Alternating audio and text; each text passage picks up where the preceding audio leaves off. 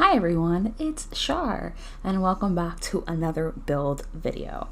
Y'all, I've just had the most frazzling, if that is a word, 5 minutes of my life where some random Jews just knocked on my door about some random shit. I'm like, oh, that doesn't involve me. I don't know who you are. Get off of my property. And then I had maintenance come to fix something in my house that I actually had no idea about. So it's like, and also I decided to play a new legacy challenge on my channel, obviously, and I thought it would be really, really fun, and I had a super great time recording like the cast episode, and then I stupidly exited the game without saving. So I'm hoping that that sim that I created for this challenge is going to be on my gallery. Otherwise, that video I'm going to have to re-record, and the hour I spent creating her thumbnail would have gone to waste. So I'm going to hope that that is up there. So one of my goals this year was actually to buy a house, something I had been saving up for, but the housing market in the US right now is absolutely insane, and now is not a smart time for me to buy a house because I think that prices will only continue to go up and I will way overpay for what the house actually is. So I was just in the mood to decorate, do some interior designing, so I decided let me build what I think would be a reasonable home for me to own for my first home or my second home. So while in The Sims 4 this is not technically a starter home because it's about 80 to 100,000 simoleons, something like that, for me I think it could be a starter because I think that I could realistically afford an older kind of 2-bedroom 2-bathroom home. And the idea was that this was not the perfect house. Like, the rooms are a little bit of an odd shape, a little bit of a nod to like Victorian style houses where just things don't always necessarily make sense. There's very narrow rooms, there's very odd angles, some of the rooms are super tiny, some of the rooms just have very, very odd corners. So that's the kind of sense I was hoping to go for in this video. And I also chose a slightly smaller lot because I don't think I would realistically be able to afford a lot of land. You can probably still hear my voice and I'm like frazzled, but anyway, this helps calm me down. So to distract myself from the fact that I may have deleted all of my progress by not saving the sim I created for a new legacy challenge, I'm just going to talk you through what I built here. And to let you know in advance, I did use a lot of custom content, and while my preference is for open floor plans, I think that realistically for an older home and a starter, I would not be able to knock down walls, nor do I think I would be able to afford a fully renovated home. So we have some closed off rooms and just very odd and awkward spaces, and that was my intention with this build. So if you're new to my channel, there's lots of series you can watch, unless you just happen to really like build videos, which is why you're here then. But I tend to use these kind of videos as a hybrid space for my love of Sims and my love of reading. I can update you on random things in my life, but truthfully, I don't think you care that much. I tend to watch these videos and just kind of play the audio in the background for a sense of company while I am doing another task. And if that is what you are doing, then I hope that you enjoy. And if you're paying a little bit more attention to the audio, maybe you're listening a little bit more, I hope that you're a reader, that you're hoping to get into reading and looking for recommendations, because for me it's a lot more fun to update you all on what I've been reading and what I enjoy, rather than to try to update you all on my life, because my life is very monotonous in many ways. I do the same thing all the time, and it's just not a space that I prefer to talk about my life in. That is for my Instagram. So instead, I'm going to update you all on my reading for this year. It is January 24th as I'm recording this. I believe that you will be seeing this today or tomorrow, so relatively soon. So I'm going to update you all on what I'm currently reading, and then what I've read so far, and maybe some of my reading goals for the year. I think it makes more sense for us to start with what my reading goal for the year is. So last year I read about 113 books, and I only started tracking my books in about May or so. So this year I wanted to track more of my books. I was trying to put together a list of like my all-time favorites, and realized that prior to me actually tracking my reading, I have very little memory of what I've read before that, and I've always been a reader. I could read at a college level by the time I was 10 years old. So that tells you how avid of a reader I was. I had my own library in my room, and if you knew me then, you knew that I always just had my nose in a book, partially as a form of escapism from living in a chaotic household, but that is neither here nor there. So I wanted to track more of my reading this year in different ways. So I have my reading journal for stats to kind of see what I'm reading, how much of it I'm reading, repeat authors, repeat genres, things like that. My most read format, is it Kindle Unlimited? Is it ebooks? Is it audiobooks? Is it library books? Kind of getting the sense of, or what am I reading? So that was one of my goals. My second goal was actually to read more from my own shelves. I do have quite a lot of books, and while I'm pretty good about reading what is on my shelves, I've gotten to my point where I have more books that I haven't read than I have books that I have read, mostly because I realize I tend to do a lot of my reading on my phone through library books that I check out via my library's e-library. They have a really good collection. I live in New York City, so I get access to a lot of really great resources via my library, and also because I have Kindle Unlimited and I read a lot of my romances on my KU. So that is the motivation and the reason why I don't read a lot of my physical books.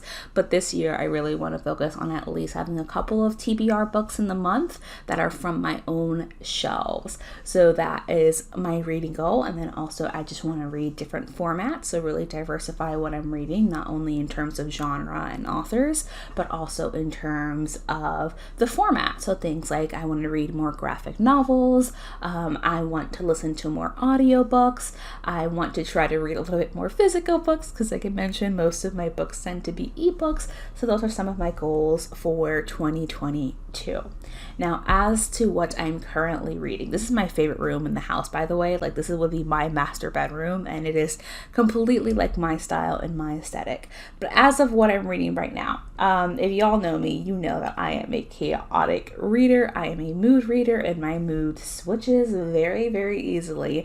A book that was one day scratching an itch for me, and I was really like vibing with it, the next day I can be, I'm not into this, and I want to read something else, which is why I'm usually reading like 5, 6, or even 7 books at the same time. And yes, it is chaotic, but it does mean that I tend to finish a lot of books at once. Once I was on a reading sprint and I finished like 3 books on that sprint just because I had been pretty much close to done with all 3 of them. So that was been really fun for me. And also I wanted to participate in more readathons and more reading sprints, which I'm doing really well on all fronts with my goals, actually. So the books I'm currently reading right now is Kings of Battle and Blood, which I'm really, really enjoying. Not as much as I enjoyed The Shadow Between Us, but I'm still really, really enjoying this book. It's a vampire kind of romance. This vampire is taking over kingdoms, and we have a princess who's going to have her kingdom taken over, but instead her father decides to surrender, and the vampire king goes, absolutely, you can't surrender, and I want your daughter. So it's very much enemies to lovers, some of my favorite fantasy tropes. So I'm really, really enjoying reading that. I'm about 80% through, so I anticipate that I'll finish this in the next couple of days or so, just because it's something that I find I need a break from, because certain elements really make me feel like, oh, I don't know about that. So it's really good, and I've heard people say, like, if you didn't enjoy From Blood and Ash, like, this is the book for you. And I didn't enjoy From Blood and Ash, like, no tea, no shade, but I didn't like it. I really felt that it was poorly written, so I DNF'd it. So that wasn't for me, but I'm glad that King of Battle and Blood is scratching that itch for me. Then I'm reading The Woman in Cabin 10, and this is one of the books from my own library, and this is so good. I read One by One by Ruth Ware right before I went to London last year. It was like a getting ready for the plane kind of book, and that was good. I enjoyed it, but this is just blowing my mind. It's a super fast read. It's very atmospheric. It's very creepy. It's claustrophobic. You don't really know what's going on, but you don't know what's going on because the author doesn't want you to know, as opposed to the book just kind of being poorly written or confusing. No, the author is very intentional with what it is that they're trying to do in this story, and it is such a fun read to the point where I've slowed down in reading it just because I could fly through this book if I really wanted to, and I just wanted to give myself more time to linger with it and to really enjoy it. I'm also reading Atomic Habits right now. Hello?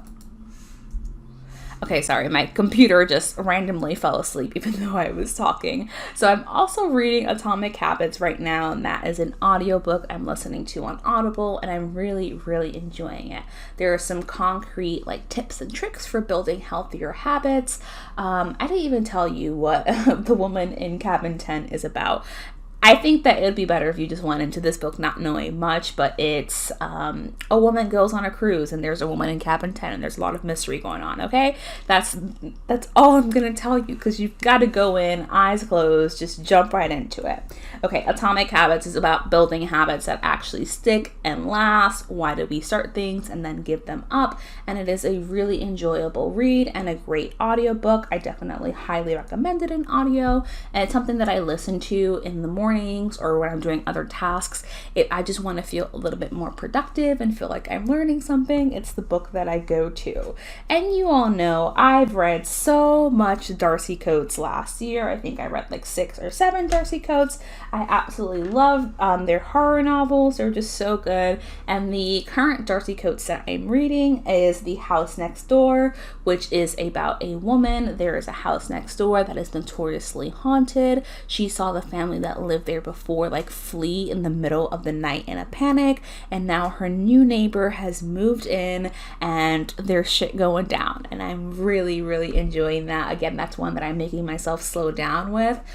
Y'all, if I wanted to, I could sit down and plow through all of these books in one day, but sometimes there's something a little bit extra special about lingering a book, so that one's super fun. The second Darcy Coates book I'm reading is The Haunting of Lee Harker, which unfortunately I'm not enjoying as much just because it's really confusing. And I get exactly why it is confusing, because it is a traditional haunting. You're not an outsider looking into this haunting. I think that Darcy is trying to put you into the perspective of the person that is being haunted. You're Lee Harker and you are being haunted, and part of that is the confusion in the mind and the chaos going on around you, but there's so much action to the point where I don't even know what the hell is happening. So I've soft DNF'd that for now, but still consider that a current read, because I do go back to it throughout the week, just very, very slowly making my way through it. And then the other personal development book that I'm reading is The Mountain Is You, and that is by Brianna Weiss, I think. And it is a really enjoyable read, all about self-sabotage, and why self-sabotage is actually more a form of protection, why we tend to self-sabotage, and understanding the subconscious patterns that rule and control our lives. So that's something that I'm really enjoying as well. And I have this really odd kind of crux in my life where there's just a lot of thoughts going through my mind, and I don't know what I want to, and I don't know what I want to do, what I know what I enjoy. And your girl is definitely just having I would say quarter life crisis, but I'm gonna be 28 years old this year, which would still technically be quarter life, but I had a quarter life crisis when I was 23. I think this is just transitioning fully into adulthood and figuring out what I want my future to look like and what I want to focus my attention on. So that book is really useful for that. And then the final book that I'm currently reading is The Strange Case of the Alchemist's Daughter by Theodore Goss. If you're anywhere in the booktuber, book TikToker, bookstagrammer space, then you probably heard of this book. It is a novel about the daughters of monstrous men throughout fiction. So think Dr. Jekyll and Mr. Hyde, Frankenstein, I think, traditional monsters from classic literature, their daughters, and kind of just their lives and their stories. I don't know much about that. I'm on chapter 3. It is a very chunky, long book. I'm listening to the audio, as I mentioned, and I'm finding that really, really enjoyable. We're getting to a good part. We've been introduced to a great plot in terms of a plot twist. We've met Holmes and Watson. So it's just been a fun time listening to this. And I listened to this right before bed for some of the cozy atmospheric vibes, although it definitely does not shy away from darker topics. So those are the books that I am currently reading right now. I've lost count of how many that even is, but my gosh, it is definitely a lot. And then in terms of the books I've read thus far, as I mentioned, it is January 24th. I have a TBR on my list. TBR is a list. I have a TBR on my list to read this month because I mixed my mood reading with my TBR reading. So for my TBR this month, I still have to read The Song of Achilles, People We Meet on Vacation, Daughter of the Pirate King, and then of course The Woman in Cabin 10 I have to finish. That was part of my TBR list. And I think those are the last ones I've got to finish this month. I don't realistically think they're going to happen. I put off reading quite a few of those books fairly often, but there was no pressure on me. I still managed to finish half of the books that I put on my TBR already. But for the month of January 2022, I will give you a summary in another video later on of what I've read completely, so like a reading wrap up, but what I've read recently, what I've read thus far. Now let me start with the series that unexpectedly put me in a chokehold. Last year, I read some of the Ice Planet Barbarian series, and I really enjoyed it. But after a certain point, excuse the ambulance going by, I was like, I don't think I need to read more of this. Like, I've gotten the point. It's pretty much the same storyline. And then I was watching TikTok, and someone said, listen, Ice Planet Barbarians is not Ruby Dixon's best series. Ruby Dixon's best series is actually the like Dragon Blood series.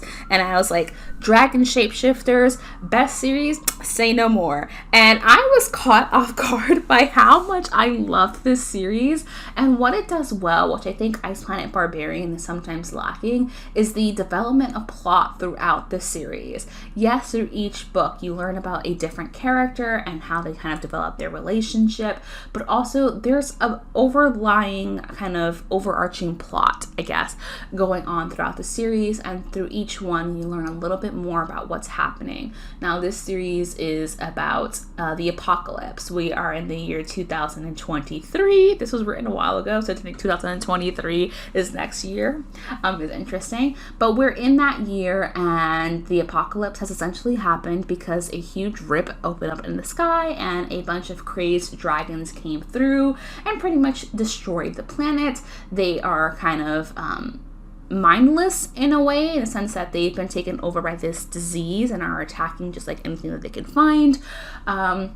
And people realize the gold dragons are the male dragons and they can take human mates. So this is what the series is about.